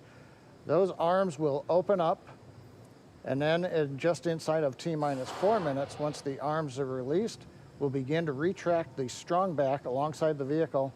It'll move back 2 degrees in position, and by about T-minus 3.5 minutes, we ought to be finished with that. The strong back will retract to 45 degrees away from the rocket once we hit T0 as part of the liftoff sequence.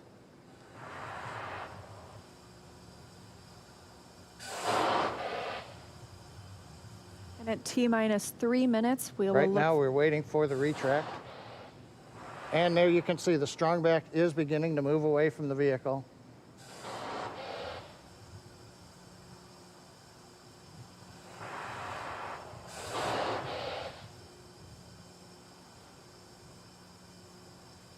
And it looks like we are just about into the required pre-launch position, just a couple degrees away from the Falcon 9 and the Dragon capsule. But right now, T-minus 3 minutes, 8 seconds, everything continues to be go on Dragon and Falcon 9.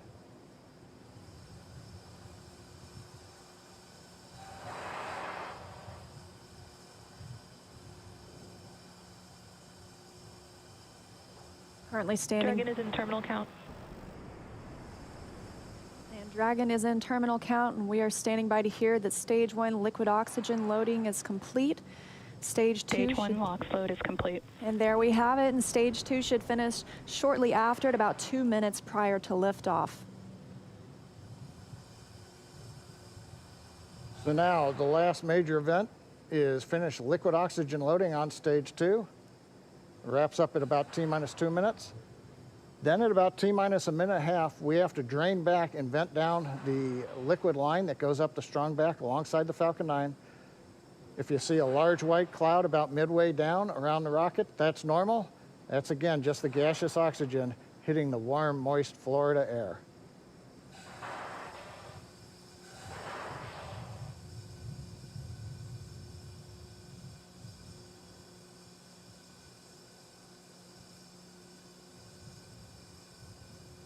Stage 2 LOX load is complete. Dragon is in auto idle. And good calls that stage 2 liquid oxygen load is complete. That means we have full fuel on the first and second stages, that densified kerosene, and we're full of the oxidizer. Liquid oxygen on the first and second stage as well. Now just a minute and 20 seconds until liftoff today. And as you can hear those sounds, like Soichi Noguchi said, the vehicle is alive. Coming up in 10 seconds, we'll look to hear that Dragon is in countdown and Falcon 9 is in startup.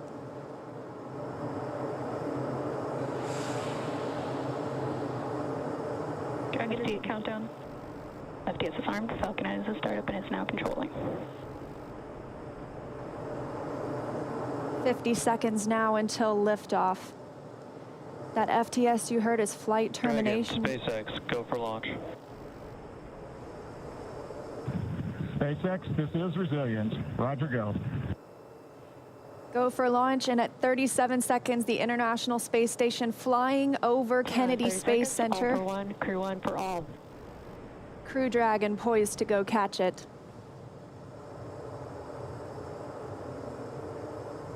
20 seconds till liftoff. T-minus 15 seconds. Falcon 9 is configured for flight.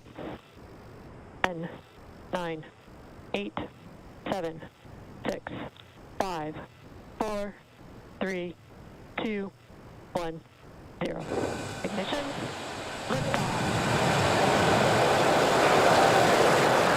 And resilience rises.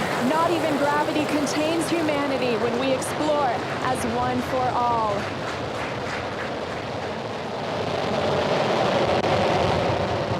M1E propulsion is nominal.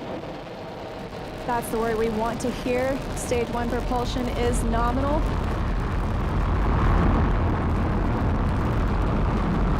As 30 seconds into this historic mission, flying crew on board Dragon and Falcon 9.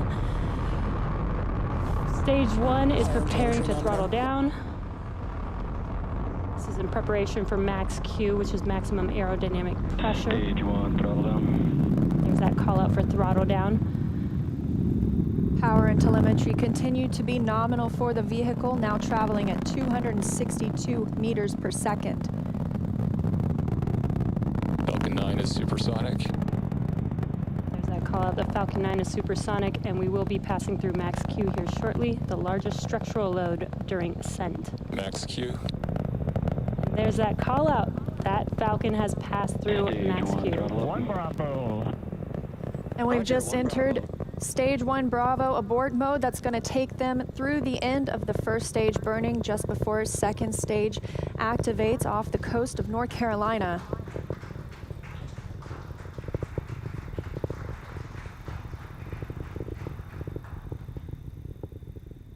T plus 1 minute and 40 seconds into flight. Dragon and Falcon 9 traveling 709 meters per second. That call that MVAC chill is underway, the Merlin vacuum engine. Now with the call out of MVAC-D chillin, similar to what we saw in the first stage Merlin engines, the second stage engine being prepared for its ignition coming up in just over 30 seconds from now. We're a half a minute away from 3 quick events in rapid succession.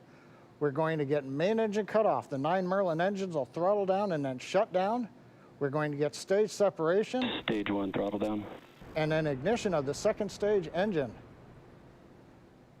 We've begun the throttle down in preparation for stage separation.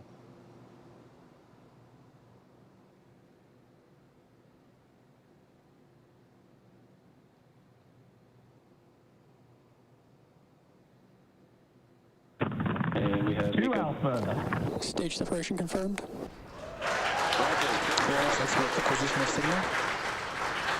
And you see that stage separation has confirmed. There goes that MVAC engine. Stage 2. Crew-1 is now on their way to the International Space Station.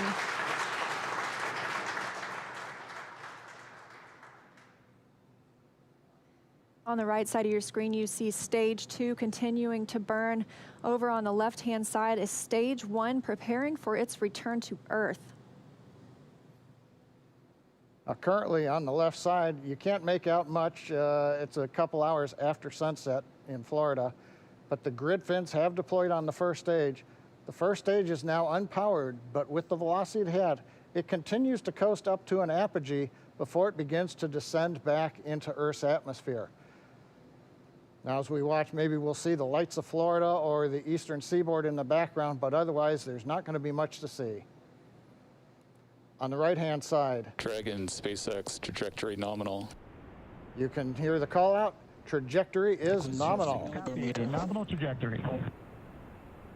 And we've heard the call out Bermuda. That means Bermuda ground station has the signals from the second stage of the Dragon and Falcon 9.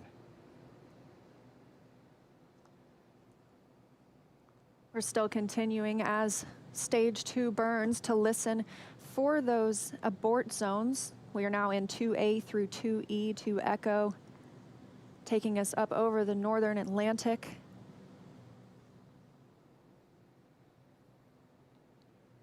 Right now you can see the second stage engine glowing with the standard red that we have come to see over all these missions. Indicates everything's looking good.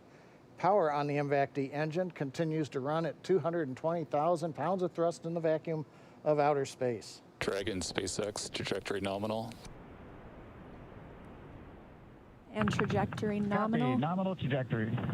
And we hear the reply from the crew acknowledging we have a nominal trajectory. Dragon made it to the Falcon 9 second stage, heading into the low Earth orbit, where Dragon will then separate and begin its trip the rest of the way to the space station. We'll be looking for SECO, second stage engine cutoff, coming up at 8 minutes and 48 seconds after launch today. So about 3.5 minutes from now, Dragon and Falcon 9, second stage, currently flying 2,979 meters per second.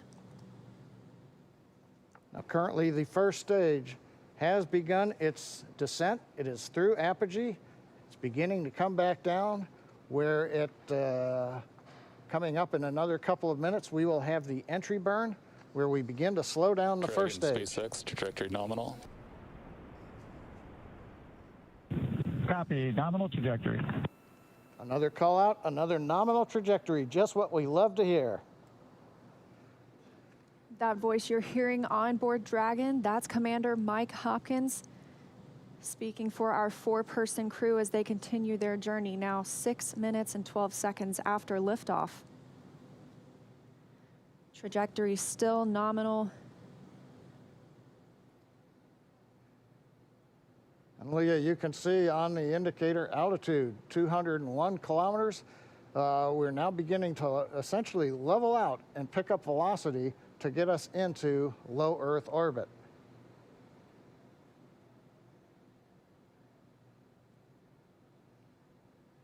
We're a little under 1 minute from the ignition for the entry burn on first stage. And we're about 2 minutes away. Dragon SpaceX, trajectory nominal. Copy. Nominal trajectory. Great news, now 7 minutes after launch. Second stage engine continues to burn, everything looking good. And we'll see that continue to burn for another 1 minute and about 38 seconds. Right now on stage 2, the crew's getting about a little more than 2.5 G's of acceleration. First stage preparing to ignite for the entry burn. Stage 2 FTS has saved.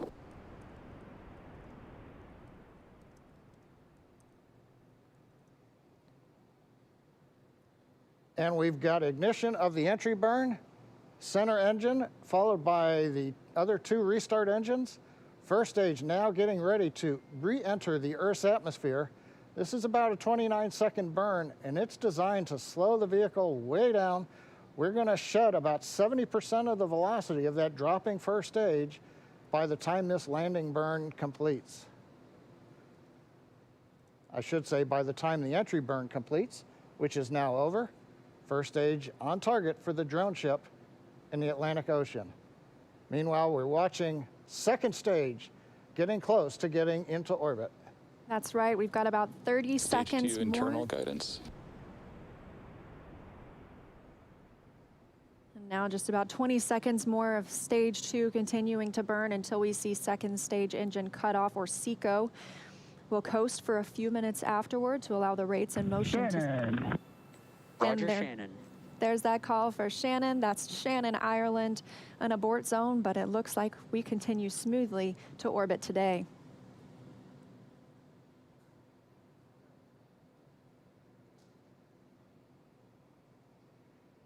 MVAC shutdown. And we've got shutdown of the second stage engine on time. Dragon SpaceX, nominal orbit insertion. Launch escape system is disarmed. And SpaceX copies. And Leah, the words we like to hear, a nominal orbit insertion. That's right, John. Nominal orbit insertion, as we mentioned, stage 2. Oh, looks like some action on stage 1.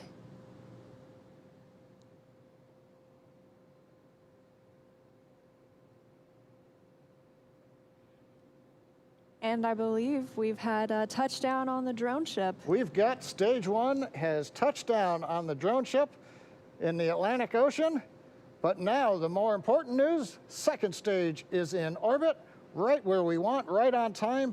And we're getting ready for our next major activity, which will be Dragon spacecraft separation. Now, currently on the second stage, we are essentially venting pressure, purging the engine out, making sure everything is quiet in preparation.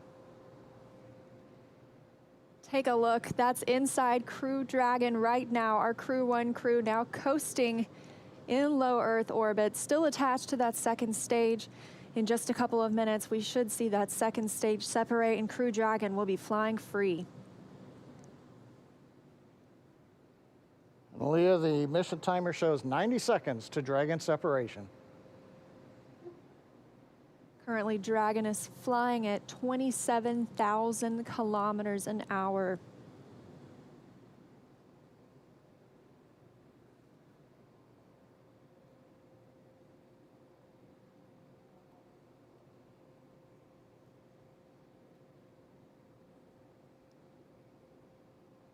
We're T plus 11 minutes since liftoff today, waiting on that second stage separation. But as you can see, our astronauts from left to right, Shannon Walker, Victor Glover, Mike Hopkins, and Soichi Noguchi, now on their way to the International Space Station. First trip to space for Victor Glover. Acquisition of signal, Newfoundland.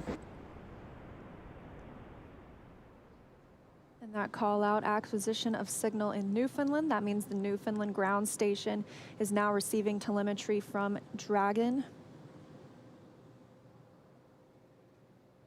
This view inside Mission Control Hawthorne. Teams continuing to monitor the vehicle, now traveling at almost 27,000 kilometers an hour.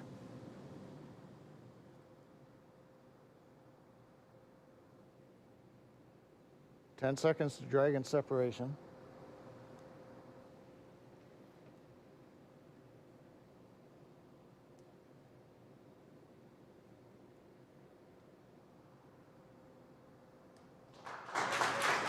Dragon separation confirmed. And separation confirmed. You can see that second stage departing. Crew Dragon leaving it behind. Separation confirmed. Now 12 minutes, 25 seconds into today's flight. Our next thing we'll be looking for is nose cone deploy. Our hooks will start to open on the nose cone and reveal those forward thrusters underneath.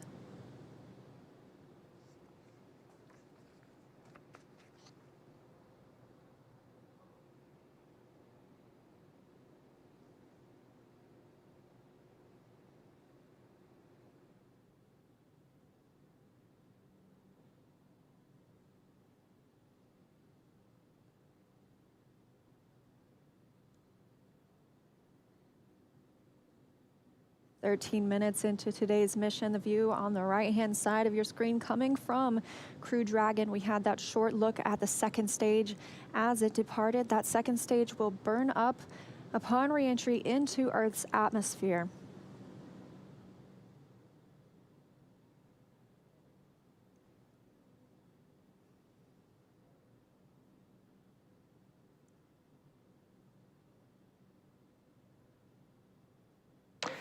Dragon SpaceX, we see nominal service section Draco checkouts and the humidifier activation.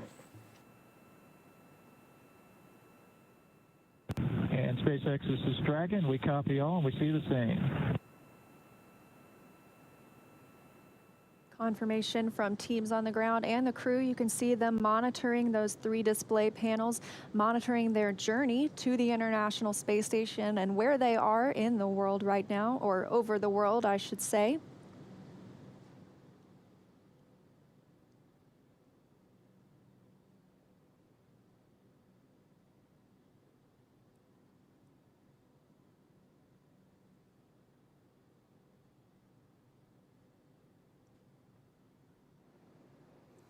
Well, we're in 14 minutes, 25 seconds since it was a great liftoff. Everything happened. We had a nominal insertion into low Earth orbit. You saw Dragon separate. We got the Draco checkouts were good. And right now we're hearing the nose cone hooks are opening up. Everything is happening right per the procedure. And we've got Crew-1 successfully on orbit. So with that, let's head over to our counterparts at Kennedy Space Center. Marie, how was that launch for you all there on the ground? Oh my gosh, John, it just took our breath away. I mean, we could just turn right around in our seats and watch. We got up away from the desk to get a better look. And then we actually could see the booster coming back down. Yeah, that was outstanding. Outstanding. And I don't even know what to say. High five. We're like high-fiving through the shield here. High five. My husband texted me a picture of my daughter watching liftoff. It was just, I'm emotional. Seeing that, and went on the first attempt. How often does that happen in human space flight? As it should. I'm very happy. You know, it has been a long day, but just to be able to stand there and actually feel the rocket pounding the air around you was just. It was just incredible. And then looking at the light too long, I couldn't see the MVAC ignition. So I still have spots in my eyes. And then the views inside the capsule too, with the 4 of them, you know, Yeah. looking kind of mellow, but you can see Victor's kind of letting his arms do a little bit of the floaty Yeah. thing. I bet he cannot wait to Yeah. get out of his seat. Well, he's going to get a chance to Yeah. here shortly. So he's officially on his way on his first space flight. So Incredible. Victor, Mike, Shannon, and Soichi are now on course to arrive at the International Space Station just tomorrow, Monday, November 16th, around 11 p.m. Eastern Time. And we're going to stay live on air for continuous live coverage along their entire ride to station. Though our coverage here at Kennedy Space Center will conclude, we're going to turn it over to the teams in Hawthorne and Houston to take us through the next phases of the Crew-1 mission, all the way through hatch opening and a welcome ceremony for the crew. Now, for those of you watching online via YouTube, take a look at the description below the video.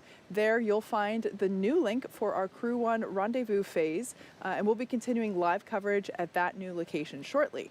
But if you're watching on NASA TV, like my parents, you won't notice a thing, and your coverage will continue. That's right. And as you follow along, we also invite you to tune into a post-launch news conference at 9:00 p.m. Eastern Time, right here on NASA TV, where NASA and SpaceX will take questions live. And in addition to NASA TV, of course, you can always follow along on Twitter at @NASA and nasa.gov for continuous mission updates. We thank you all so much for watching. To all of our commentators, Nicole, special thanks to you My for being pleasure, here. ladies. Let's do it again. Oh, please, yes. Well, we'd love to have you back. Here now are some highlights from the incredible journey that's just begun. Here's our first live look inside the suit-up room. Crew Dragon Commander Mike Hopkins was born in Lebanon, Missouri. Pilot Victor Glover is a native of Pomona, California. And mission specialist Shannon Walker is from Houston, Texas. Mission specialist Soichi Noguchi is from Yokohama, Kanagawa, Japan. And here they come, walking down the hall. Everyone's looking quite peppy there. Yeah, so cool. They're looking for people. They're looking for the people that have helped them all along the way, too, and wanting to make eye contact. Here they come, the Crew-1 astronauts now beginning their journey to the launch pad ahead of this historic mission to the International Space Station. This is Core on countdown 1 for timeline. The crew is departing for the pad on schedule. This is a chase car, so you can be along with the crew every step of the way. It's kind of like the pre-flight, right? The walk around your vehicle before you get in and fly. I love this shot. Yeah. You know, when this was being designed, it was definitely a forward-thinking design. And you can see on your screen the crew beginning the ingress process already. They are checking to make sure the suits are ready. They're helping them connect the umbilicals. They're buckling them in. And Dragon SpaceX hatch is closed.